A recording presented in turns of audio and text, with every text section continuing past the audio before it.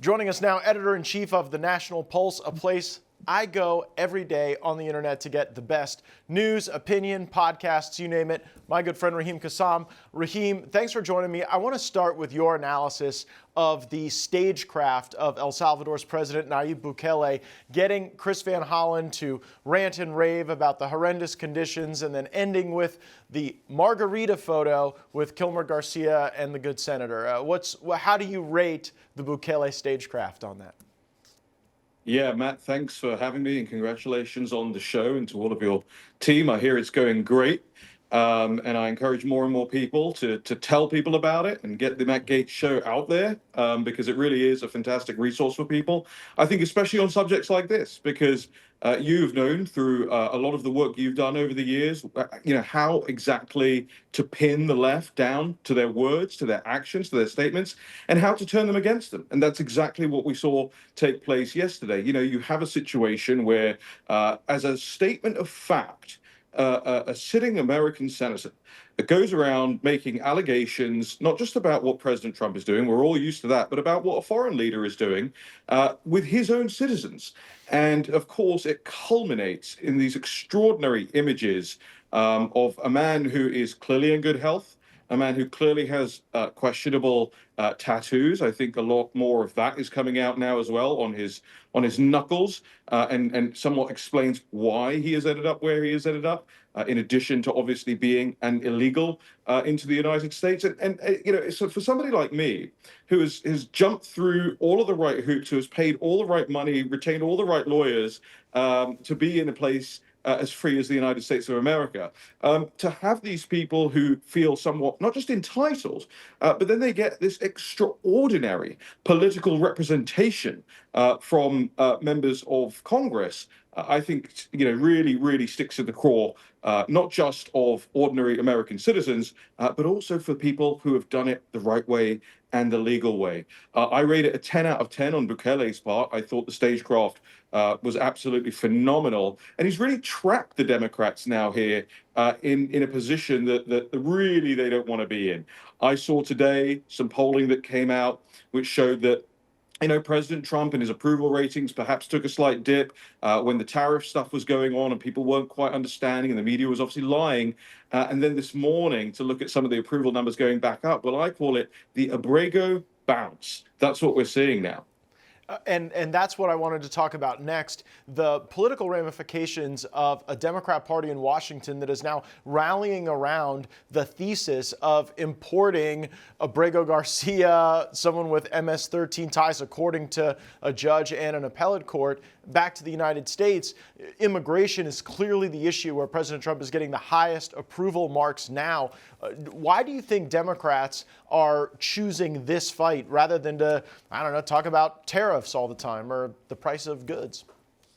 Yeah, it's scrambling. And of course, they will be doing so many of their little testing panels and things like that. And they actually are starting, I think, to understand that while, perhaps the stock marketeers and the big corporates will cry about the tariffs because their profit margins shrink a little bit as a result, or so on and so forth, actually, the American worker, right, the ordinary American worker, understands what President Trump is trying to do, economically speaking. He never promised that it wouldn't be painful, and he never promised that it would be quick. You've had decades and decades, not just in the United States, but in the Western world, of economies that don't work for the people, but that work for the big corporates.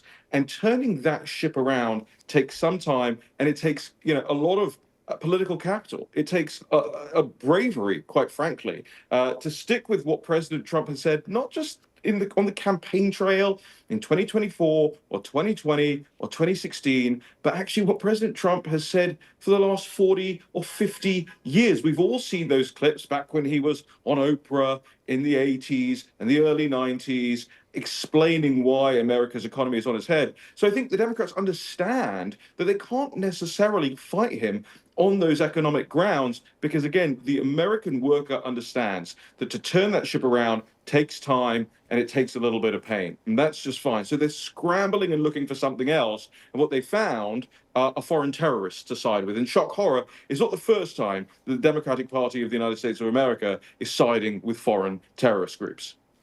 From the hoi polloi to the elites, you've got a fresh piece out in The Spectator that talks about President Trump revitalizing the experience at the Kennedy Center. I've got to know, Raheem, what inspired you to focus on the reformed Kennedy Center as a concept, and what should people know about this new era?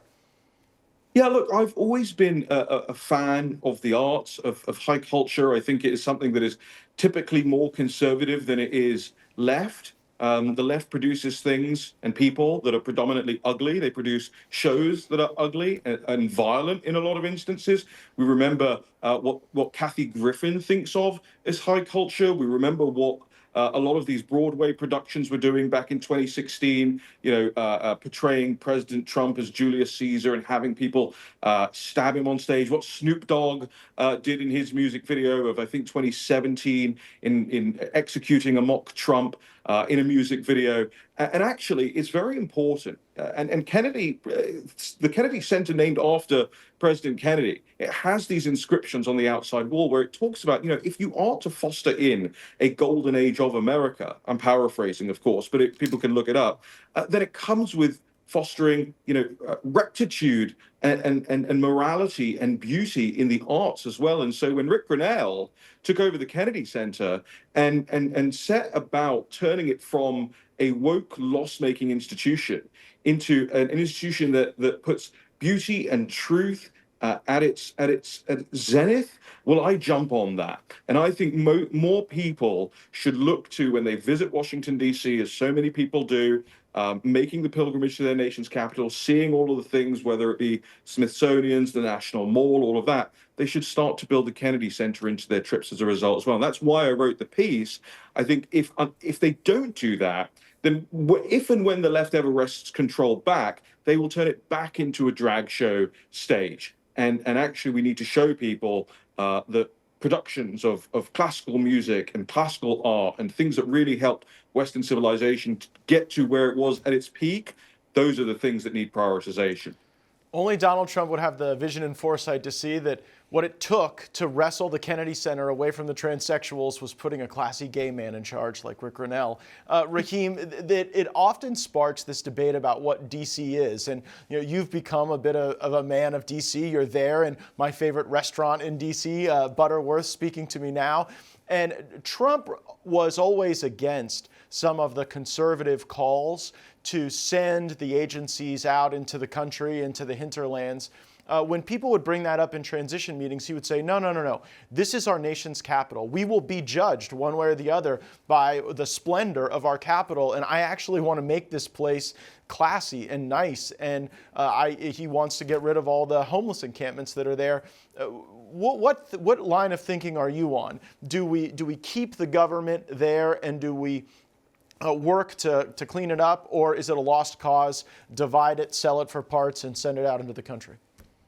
Yeah, I go back and forth on this. There is certainly an argument to be made for some agencies being moved out of Washington, D.C. But I mean, the core functions of government, should be based here. That's how the founders planned it. That's how the city was planned. And I think, to stay true to that. And the other part of me often thinks, well, most people actually don't want an influx of 40,000 government workers suddenly moving into their towns and cities out in the rest of the country. That would be quite the culture shock from both sides.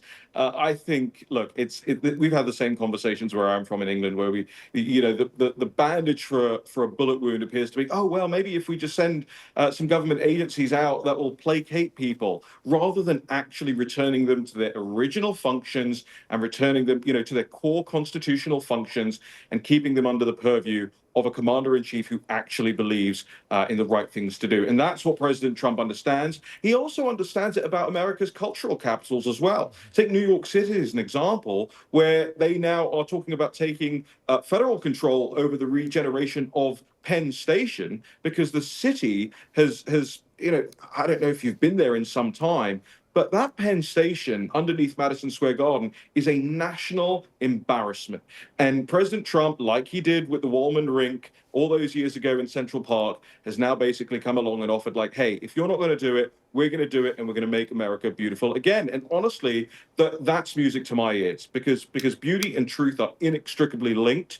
And if you can bring beauty back, as President Trump has shown, whether it's his golf courses or his hotels or whatever it is, then actually uplift the spirit of the nation.